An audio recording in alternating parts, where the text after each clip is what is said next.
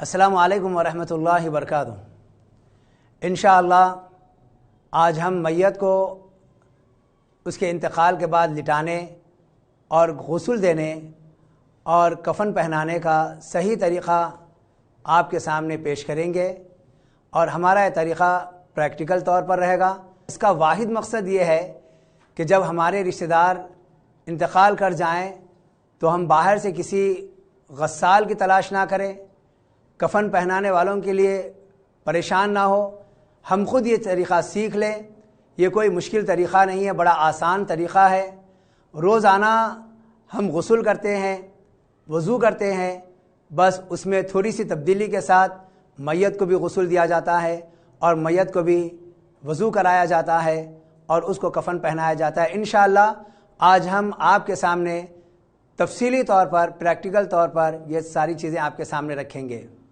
دیکھیے، گھر میں جب کسی کا انتقال ہو جائے تو اس کے سب سے پہلے ہاتھ اور پیر سیدھے کر دیں گے، اور اگر یہ پیر اگر بہت زیادہ مڑے ہوئے ہیں تو پیروں کو قریب رکھنے کے لیے یہاں پر ایک ڈوری باندھیں گے۔ یہ باندھنا ضروری نہیں ہے، لیکن پیر نہ مڑ جائے، ٹیڑھے نہ ہو جائے، اس کے لیے ہم ان پیروں کو یہاں پر ایک ڈوری باندھیں گے۔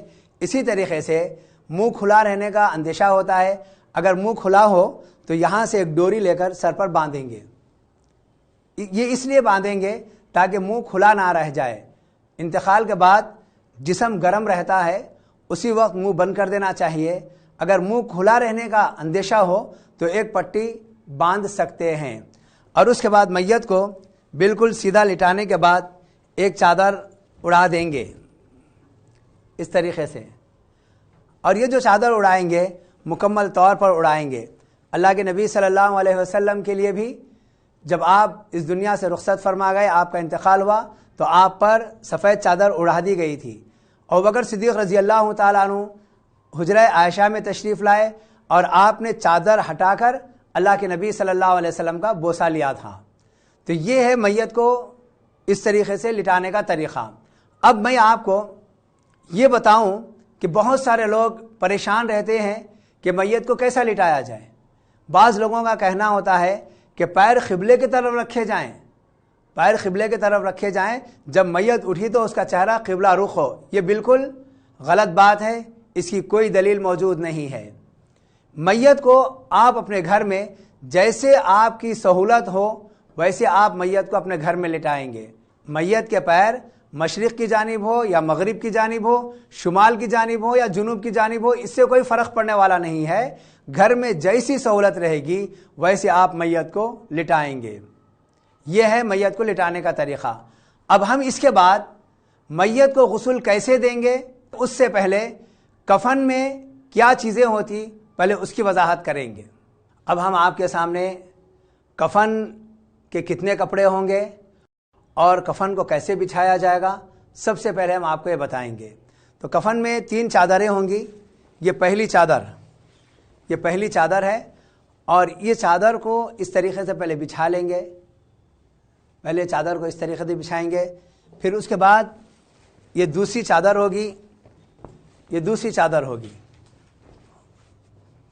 اس کے بعد یہ تیسری چادر ہوگی۔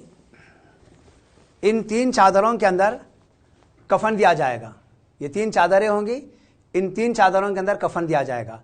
اب ان چادروں کو کیسے بچھانا چاہیے، کیونکہ میت کو لپیٹنا ہے، وہ اب ہم آپ کو بتائیں گے۔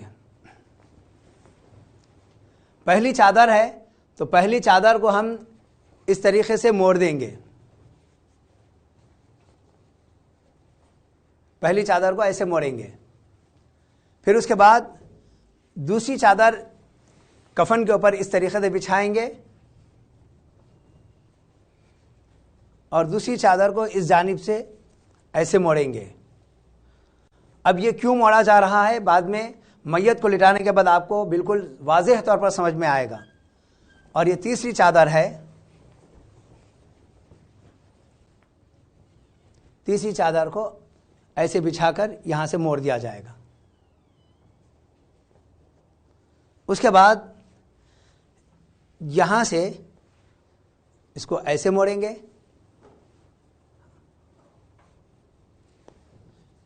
یہ ہے کفن۔ یہی 3 چادریں مرد ہو یا عورت اسی میں لپٹا جائے گا اور یہی ان کا کفن ہوگا۔ بعض روایت میں عورت کے لیے 5 کپڑے بھی بتائے گئے، لیکن اس کی کوئی واضح اور صحیح دلیل موجود نہیں ہے۔ صحیح دلیل جو موجود ہے وہ 3 کپڑوں کی ہی دلیل موجود ہے۔ کفن میں 2 چادریں ہوتی ہیں۔ ایک چادر ہوتی ہے غسل دیتے وقت سطر کے حصے کو ڈھانپنے کے لیے، یہ چادر ہوتی ہے سطر کے وقت، یہ میت کے جسم پر ڈھانکیں گے ایک چادر سے۔ اور دوسری چادر ہے غسل دینے کے بعد میت کے جسم پر لپیٹیں گے اس سے، اور پھر کفن کے اوپر رکھیں گے، بعد میں چادر نکال لی جائے گی۔ اس کے ساتھ کفن کے ساتھ 2 تھیلیاں آتی ہیں۔ یہ جو 2 تھیلیاں ہیں، اگر غسل دینے والے 2 لوگ ہیں تو وہ تھیلی اس طریقے سے اپنے بائیں ہاتھ پر باندھیں گے تاکہ سطر کا حصہ وغیرہ صاف صفائی کے وقت یہ تھیلی ہاتھ پر بندھی رہے، اور اس ہاتھ سے سطر کا حصہ صاف کریں، اور یہ بائیں ہاتھ میں یہ تھیلی پہننا چاہیے۔ اگر آپ کے پاس دستانے وغیرہ موجود ہیں تو دستانے بھی آپ پہن سکتے ہیں، تھیلی ہی پہننا ضروری نہیں ہے۔ کفن میں ایک صابن ہوتا ہے جو جسم پر ملنے کے لیے، اور اس کے علاوہ کافور ہوتا ہے جو غسل کے آخر میں پانی میں ملا کر میت پر بہایا جاتا ہے، اور یہی کافور کو باریک کر کے میت کے جوائنٹس وغیرہ میں لگاتے ہیں، بغلوں کے اندر، گردن میں، پیروں میں، ہتھیلیوں میں، تلووں میں یہ کافور لگایا جاتا ہے۔ تو یہ طریقہ رہا کفن کا اور کفن کے اندر کے سامان کا۔ اب ہم آپ کو میت کو غسل دینے کا طریقہ بتائیں گے۔ میں ایک بات یہاں پر واضح کر دینا چاہتا ہوں، بہت سارے مقامات پر انتقال کے فوری بعد جسم پر جو کپڑے ہوتے ہیں وہ کپڑوں کو بدلایا جاتا ہے، اور اس کے لیے کافی دقت ہوتی ہے۔ زبردستی کپڑے اتار کر نئے کپڑے یا صاف ستھرے کپڑے پہنائے جاتے ہیں، اس کی کوئی ضرورت نہیں ہے۔ جو کپڑے ہیں وہی کپڑے رہیں گے۔ ہاں، اگر کپڑوں کے اندر گندگی ہے، بلا وجہ کپڑے نہیں اتارنا چاہیے، نہیں تبدیل کروانا چاہیے۔ اب آئیے، میت کو جب ہم غسل دینے کے لیے تختے کے اوپر یا اسٹینڈ کے اوپر اس طریقے سے لٹا دیں گے تو سب سے پہلے ایک چادر کفن کے اندر رہے گی، وہ چادر کو اس طریقے سے جسم پر ڈال دیں گے، یہ سطر کے حصے پر چادر رکھیں گے۔ ایسے وقت میں میت کے جسم پر کپڑے ہیں، ان کپڑوں کو اتارنا ہے تو زبردستی ہم ان کپڑوں کو نہیں اتاریں گے۔ اس کے لیے دیکھیے، ہم قینچی لیں گے، قینچی لے کر ان کپڑوں کو کاٹ دیں گے۔ میں آپ کو کیسے کاٹنا ہے وہ بتا رہا ہوں۔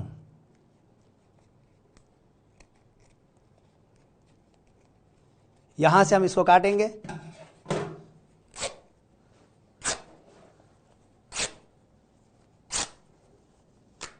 یہاں تک لائیں گے اور یہاں سے اس کو کٹ کریں گے۔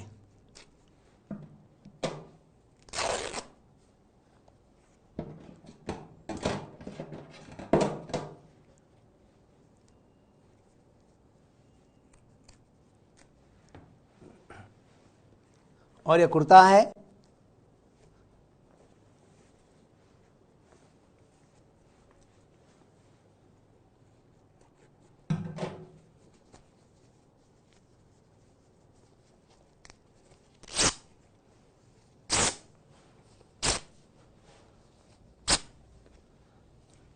اس جانب سے ہم نے اس کو کاٹ دیا ہے۔ اب دوسری جانب ہے، اس کو بھی ہم ایسے ہی کاٹ دیں گے۔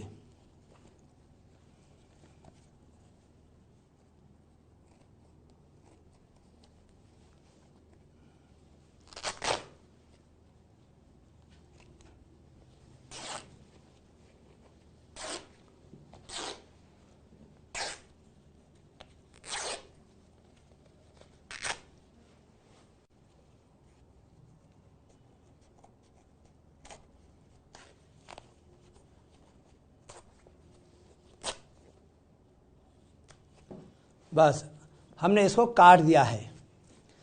اب اس کپڑے کو کاٹنے کے بعد اس کو نکالنے کا آسان طریقہ یہ ہے، اس کپڑے کو ایسے ایک جگہ کر لیا جائے گا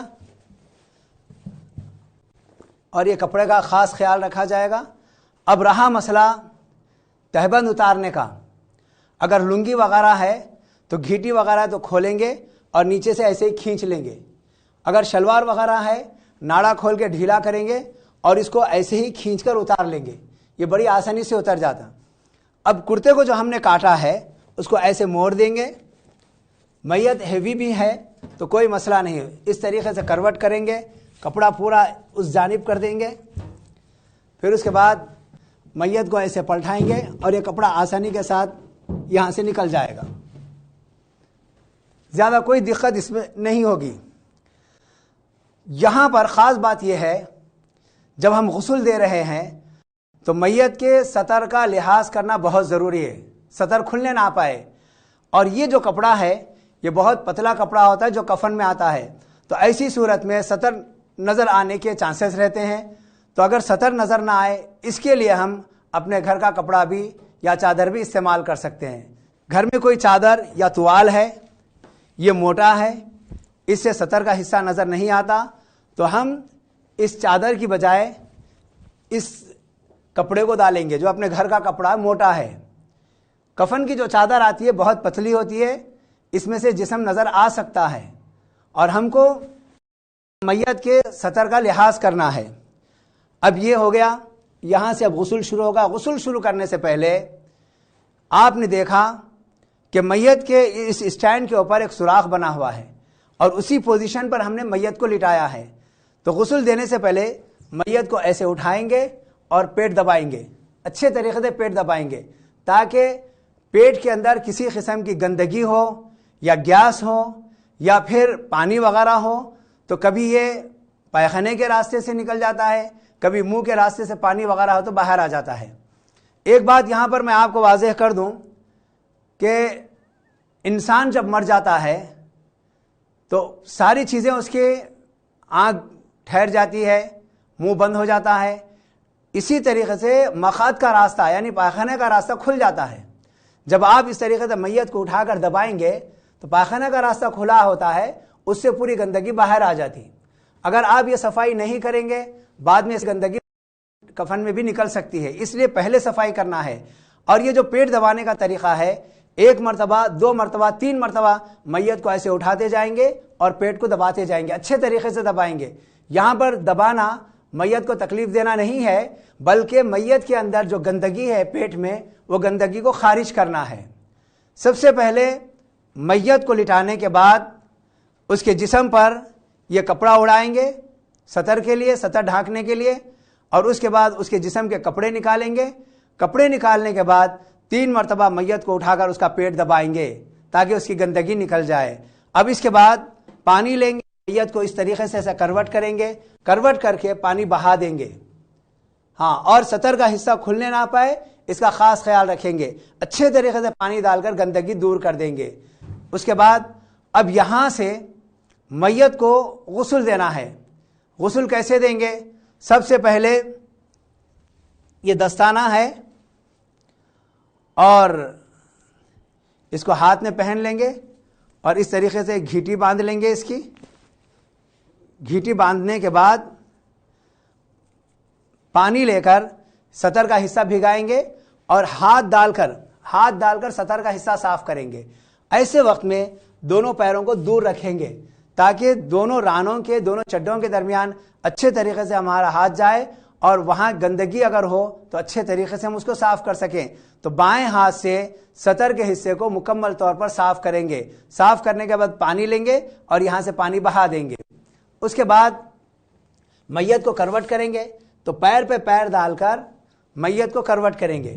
یہ پیر پہ پیر ڈالنا یہ سنت نہیں ہے. یہ اس وجہ سے پیر پر پیر ڈالتے میت آگے نہ بڑھ سکے. پیروں کی وجہ سے میت میں گرپ ملتا ہے, میت رک جاتی ہے. اس لیے ایسا پلٹائیں گے. کروٹ کرنے کے بعد یہ پیر کو ایسے اٹھائیں گے اور ہاتھ ڈال کر پچھلا حصہ صاف کریں گے. پلٹانے کے بعد میت کو بائیں ہاتھ سے پچھلا حصہ صاف کریں گے. جب پچھلا حصہ صاف ہو جائے, ہم کو اطمینان ہو جائے, تو ایسی صورت میں پانی لے کر ڈالیں گے اور اس کے بعد اس تھیلی کا کام ختم ہو گیا. اب ہم یہ تھیلی نکال دیں گے. ہم نے سطر کی صفائی کر دی, تھیلی پھینک دیں گے. یہاں پر غسل دینے کے لیے سب سے اہم ترین بات یہ ہے کہ ایسے لوگوں کا انتخاب کیا جائے جو امانت دار ہوں. میت کے اندر کسی بھی قسم کا کوئی عیب ہو سکتا ہے, اس عیب کو لوگوں کے سامنے بیان کرنے والا نہ ہو. امانت دار آدمی کو ہی غسل کے لیے منتخب کیا جائے، اور گھر والوں سے زیادہ اور کوئی اس کے لیے امانت دار نہیں ہو سکتے۔ اس لیے ہم کو گھر والوں کو ہی غسل کا طریقہ سیکھنا ہے اور اپنی میتوں کو غسل دینا ہے۔ جب ہم صفائی کریں گے ایسے وقت میں گندگی زیادہ نکل سکتی ہے، اور پیٹ میں گیس بھری ہوتی ہے، گیس نکل سکتی ہے، بو پھیل سکتی ہے۔ ضرورت کے تحت اگر ہم وہاں پر ماسک استعمال کرنا چاہ رہے ہیں تو ماسک استعمال کر سکتے ہیں تاکہ اس بو سے ہم بچیں۔ اور جو گندگی صاف کرنا ہے کیسے صاف کریں گے؟ جیسے ایک ماں اپنے بچے کی گندگی کو صاف کرتی ہے، پیشاب پاخانے کو صاف کرتی ہے اور کوئی کراہیت محسوس نہیں کرتی، اس کا مقصد یہ ہوتا ہے کہ میرے بچے سے گندگی دور ہو جائے، اسی طریقے سے غسل دینے والا بھی میت کے ساتھ وہی سلوک کرے، اس کی پوری فکر پوری توجہ یہ ہو کہ وہ گندگی میت سے دور ہو جائے۔ اس طریقے سے صرف سرسری طور پر دھلا دینا یہ مناسب نہیں ہے، اچھے طریقے سے صفائی کرنا یہ مقصد ہے۔ جب آپ سطر کا حصہ دھلا دیں گے، آپ مطمئن ہو جائیں گے، تو اس کے بعد آپ وضو شروع کریں گے۔ وضو کے لیے دیکھیے، سب سے پہلے سیدھے ہاتھ سے وضو شروع کیا جائے گا۔ سیدھے ہاتھ پہنچے 3 مرتبہ دھلائے جائیں گے، پھر اس کے بعد بائیں ہاتھ کا پہنچا 3 مرتبہ دھلایا جائے گا۔ اب رہا مسئلہ کلی کروانا اور ناک میں پانی چڑھانا۔ منہ اگر کھلا ہے تو روئی کو اس طریقے سے انگلی پر لپیٹیں گے اور پانی میں بھگوئیں گے۔ بھگونے کے بعد منہ اگر کھلا ہے تو منہ کے اندر انگلی ڈال کر جتنا صفائی کر سکتے اتنی صفائی کریں گے۔ جتنی آسانی کے ساتھ صفائی ہو سکتی ہے اتنی ہی صفائی کریں گے۔ اگر منہ بند ہے تو پانی لے کر صرف منہ کے اوپر پھیر دینا یہ کافی ہے۔ اب رہا مسئلہ ناک میں، تو اس طریقے سے بتی بنائی جائے گی اور اس کو پانی میں بھگو دیں گے اور ناک کے سوراخ میں ڈال کر اس کو اچھے طریقے سے پھرائیں گے تاکہ ناک کے اندر کی گندگی مکمل طور پر صاف ہو جائے۔ دونوں سوراخوں میں ایسے بتیاں بنا کر داخل کی جائیں گی۔ ضرورت پڑے ایک مرتبہ میں اگر گندگی صاف ہو جائے ناک کی کافی ہے، اگر گندگی محسوس ہو رہی ہے تو 2 مرتبہ اور 3 مرتبہ بھی ایسی بتیاں بنا کر پانی میں بھگوئیں گے اور ناک میں ڈال کر اس کو اچھے طریقے سے پھرائیں گے تاکہ ناک کی گندگی صاف ہو جائے۔ اب دونوں ہاتھ ہم نے دھلا دیا، اس کے بعد منہ کی صفائی ہو گئی، ناک کی صفائی ہو گئی، پانی لے کر چہرے کو دھوئیں گے۔ 3 مرتبہ چہرے کو دھوئیں گے، 1 مرتبہ دھونا بھی کافی ہے، 2 مرتبہ دھونا بھی کافی ہے، زیادہ سے زیادہ 3 مرتبہ چہرے کو دھلائیں گے۔ اس کے بعد ہاتھوں کو کوہنیوں تک 3 مرتبہ، پہلے سیدھے ہاتھ کو، بعد میں بائیں ہاتھ کو، پھر اس کے بعد سر کا مسح اور کانوں کا مسح کے بعد دونوں پیروں کو ٹخنوں تک دھلائیں گے۔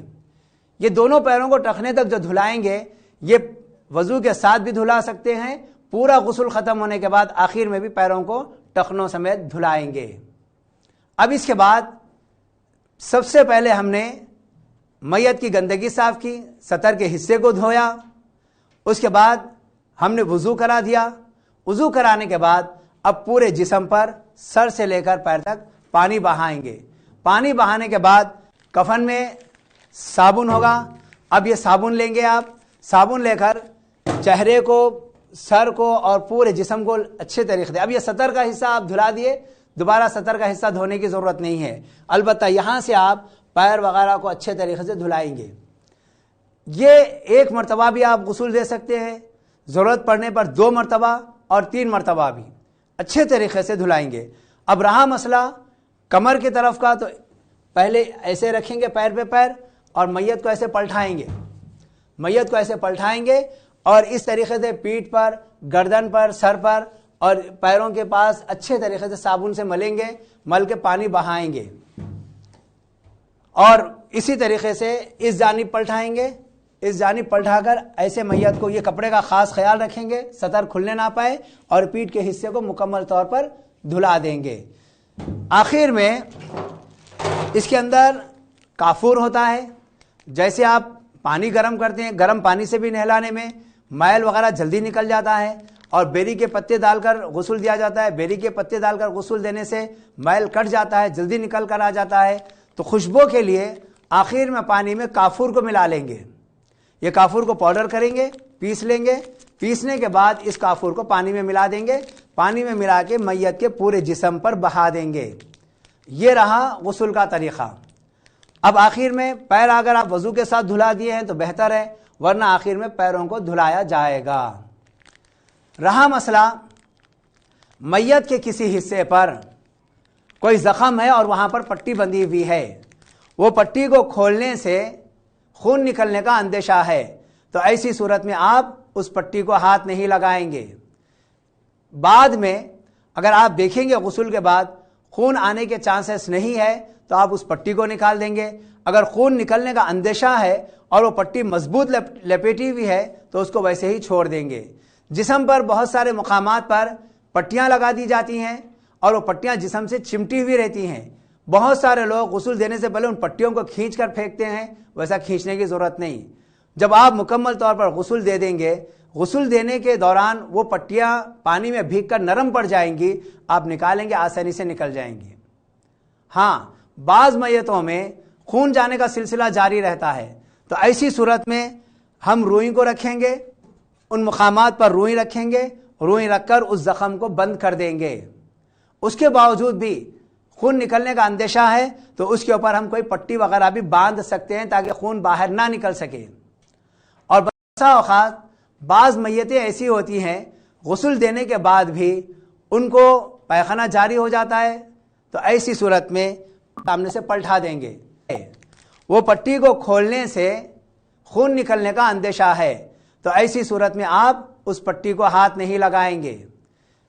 بعد میں اگر آپ دیکھیں گے غسل کے بعد خون آنے کے چانسز نہیں ہے تو آپ اس پٹی کو نکال دیں گے۔ اگر خون نکلنے کا اندیشہ ہے اور وہ پٹی مضبوط لپیٹی ہوئی ہے تو اس کو ویسے ہی چھوڑ دیں گے۔ جسم پر بہت سارے مقامات پر پٹیاں لگا دی جاتی ہیں اور وہ پٹیاں جسم سے چمٹی ہوئی رہتی ہیں۔ بہت سارے لوگ غسل دینے سے پہلے ان پٹیوں کو کھینچ کر پھینکتے ہیں، ویسا کھینچنے کی ضرورت نہیں۔ جب آپ مکمل طور پر غسل دے دیں گے، غسل دینے کے دوران وہ پٹیاں پانی میں بھیگ کر نرم پڑ جائیں گی، آپ نکالیں گے آسانی سے نکل جائیں گی۔ ہاں، بعض میتوں میں خون جانے کا سلسلہ جاری رہتا ہے، تو ایسی صورت میں ہم روئی کو رکھیں گے، ان مقامات پر روئی رکھیں گے، روئی رکھ کر اس زخم کو بند کر دیں گے۔ اس کے باوجود بھی خون نکلنے کا اندیشہ ہے تو اس کے اوپر ہم کوئی پٹی وغیرہ بھی باندھ سکتے ہیں تاکہ خون باہر نہ نکل سکے۔ اور بسا اوقات بعض میتیں ایسی ہوتی ہیں غسل دینے کے بعد بھی ان کو پیخانہ جاری ہو جاتا ہے، تو ایسی صورت میں بڑی روئی لیں گے اور یہ سطر کے حصے میں، نیچے کے حصے میں رکھیں گے، رکھ کے اس کو سامنے سے پلٹا دیں گے تاکہ اگر گندگی بھی نکلے تو روئی کے اندر ہی وہ رہے، کفن تک نہ پہنچے۔ اور اگر کوئی میت ایسی آ جائے جو جلی ہوئی ہو اور ناقابل استعمال ہو، اس کو غسل نہیں دے سکتے، تو ایسی صورت میں زبردستی غسل دینے کی ضرورت نہیں ہے، یہ ایک مجبوری ہے، اور ایسی مجبوری میں تیمم غسل کا بدل ہے۔ اگر میت کو غسل نہیں دے سکتے کوئی حرج نہیں ہے، جیسے ہم نماز کے لیے تیمم کرتے ہیں ویسے ہم میت کا تیمم کرا دیں گے۔ اس کا طریقہ کیا ہوگا؟ زمین پر ایک مرتبہ دونوں ہاتھ ماریں گے، چہرے پر اس طریقے سے پھیریں گے اور سیدھے ہاتھ پر اس طریقے سے، بائیں ہاتھ پر اس طریقے سے پھیر دیں گے، بس یہی تیمم ہوگا اور یہ غسل کا بدل ہوگا۔ اب آئیے، غسل کا طریقہ ہم نے آپ کے سامنے رکھ دیا ہے۔ اب غسل ختم ہونے کے بعد کیسے میت کو اٹھا کر کفن پر لے جایا جائے گا، اس کے لیے اگر آپ کے پاس چادر موجود ہے تو بہتر ہے، ورنہ گھر کے اندر سے کوئی بھی چادر یا توال وغیرہ لیں گے۔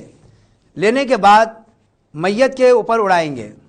میت پہ اڑانے کا طریقہ یہ ہے کہ اس طریقے سے چادر اڑا دی جائے گی اور ایک بندہ یہاں پر اس کو پکڑے رہے گا، ایک بندہ ایسا پکڑے گا اور دوسرا بندہ جو نہلانے کی چادر تھی اس کو نیچے سے کھینچے گا۔ اگر اس کو یہاں پر پکڑے بغیر کھینچیں گے تو اس کے ساتھ یہ چادر بھی ساتھ آ جائے گی، اس لیے ایک ہاتھ سے اس کو یہاں پر پکڑے رہیں گے اور دوسرے ہاتھ سے اس کو کھینچیں گے، آسانی کے ساتھ وہ نکل جائے گی۔ اب یہ تو نہلانے کی چادر تھی، اب یہ میت کو اس میں لپیٹیں گے، اچھے طریقے سے میت کو ایسے لپیٹیں گے۔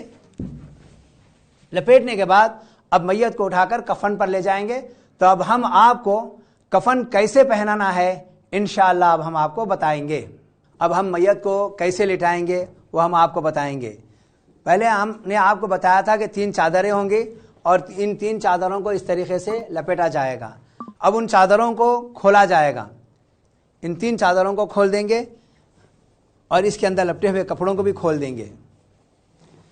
ہم نے چادروں کو آگے پیچھے رکھا تھا.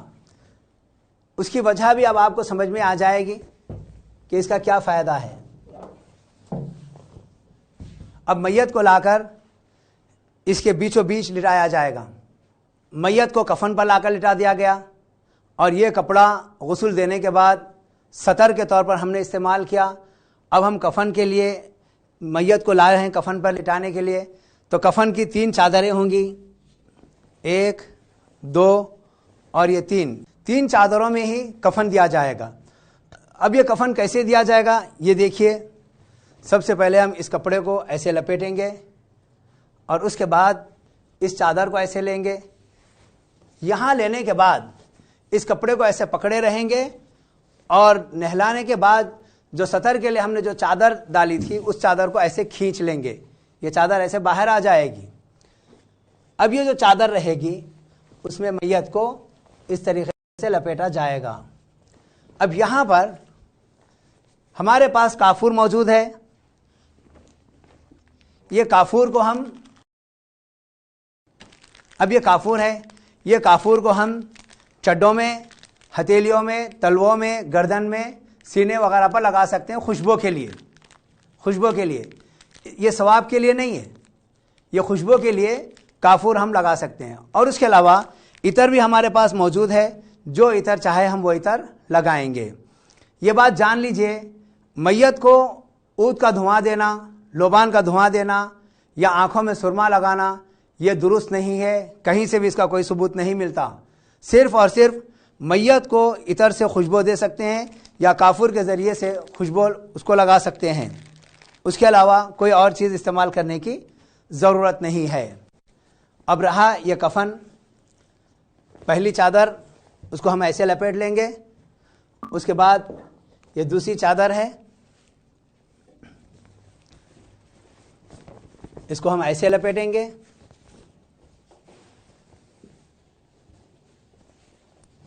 اس کے بعد یہ تیسری چادر ہے, اس کو ہم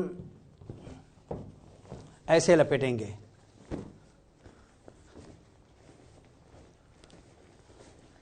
اس طریقے سے. اور ہمارے پاس باندھنے کے لیے بھی 3 ڈوریاں ہوں گی. ایک ڈوری پیروں کے پاس باندھیں گے, یہ ڈوری پیروں کے پاس باندھی جائے گی اور پیروں کے پاس باندھنے کے بعد دوسری ڈوری کمر کے پاس, اور اس کو بھی یہیں سے لیں گے, یہیں سے ایسا یہاں تک لا لیں گے. اور تیسری ڈوری ہے سر کے پاس باندھی جائے گی. یہ چادریں کھینچ کر رکھیں گے, چادروں کو اس طریقے سے کھینچ کر ایسا باندھیں گے. اور چہرہ دکھانا ہے, اس طریقے سے چہرہ دکھائیں گے. چہرہ دکھانے کے تعلق سے یہ بات جان لیجئے کہ چہرہ کبھی بھی دیکھ سکتے ہیں. غسل سے پہلے, غسل کے بعد, قبر میں رکھنے کے بعد کبھی بھی چہرہ دیکھنا ہے, چہرہ دیکھ سکتے ہیں. اس کے لیے کوئی خاص وقت متعین نہیں ہے. البتہ غسل دینے کے بعد جب جنازہ پڑھایا جائے گا, جنازہ پڑھانے کے بعد سب سے پہلا کام ہمارا تدفین کا ہونا چاہیے, اور غسل کے بعد ہی چہرہ وغیرہ دکھا لینا چاہیے. اور غسل کے بعد جیسے جنازہ پڑھا دیا جائے گا, پڑھانے کے بعد صرف تدفین کا کام رکھنا چاہیے. اگر ہم بارہا چہرہ دکھاتے رہیں گے کافی وقت اس میں لگ جائے گا, کیونکہ غسل دینے کے بعد میت کے چہرے میں تبدیلی بھی آ سکتی ہے. اس لیے پہلے دکھا دیں, یہ بہتر ہوگا. اور غسل کے بعد دکھانا ہے دکھا دیجئے, اس کے بعد جنازہ پڑھا دیجئے, جنازے کے فوراً بعد تدفین کر دیجئے. یہ رہا غسل کا طریقہ. بہت سارے لوگ غسل کی ابتدا میں, غسل کے دوران اور غسل کے بعد بہت سارے اپنے اپنے طور پر بناوٹی دعائیں پڑھتے ہیں. اس کا حدیث رسول سے کوئی ثبوت نہیں ہے. اللہ کے نبی صلی اللہ علیہ وسلم نے جو سکھایا ہے وہ صرف بسم اللہ ہے. بسم اللہ سے ہی غسل شروع کریں گے, اور غسل کے دوران کسی قسم کی کوئی دعا نہیں پڑھیں گے جیسے عام طور پر لوگ درود شریف پڑھتے ہیں. اس کا کوئی ثبوت نہیں ہے. مختلف قسم کی دعائیں پڑھتے ہیں, اس کا بھی کوئی ثبوت نہیں ہے. غسل سے پہلے صرف بسم اللہ سے غسل شروع ہوگا اور اس کے بعد کوئی اور دعا اس دوران نہیں ہے۔ جتنے چیزیں ہماری شریعت میں ہیں انہی چیزوں کو ہمیں اپنانا ہے، جو ہماری شریعت سے تعلق نہیں ہے ان چیزوں سے ہمیں بچنا یہ انتہائی ضروری اور لازمی چیز ہے۔ اللہ تعالیٰ آپ تمام کو جزائے خیر عطا فرمائے۔ السلام علیکم ورحمۃ اللہ وبرکاتہ۔